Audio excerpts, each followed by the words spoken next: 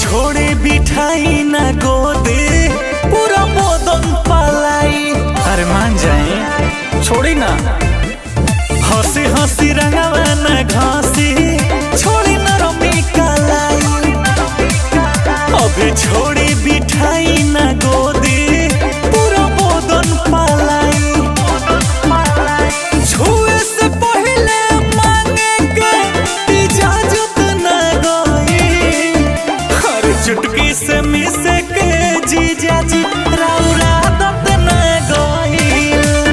हर गलिया पर रंगवा घिस के राउरा दत ना गई।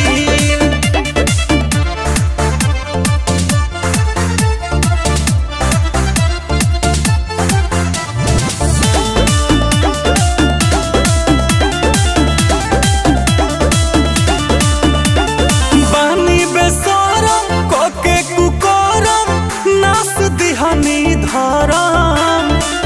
जान जाए है ससुरा में पोती तब का हम करम।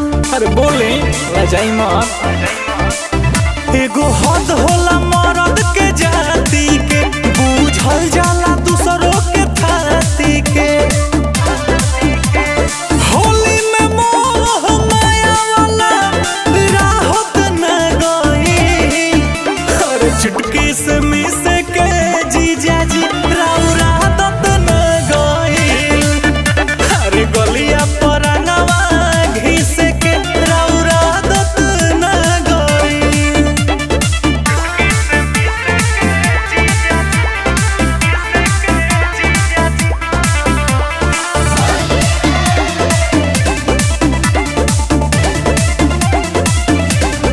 सटी के सोनी मारी के लोनी करी न भेजा फराई।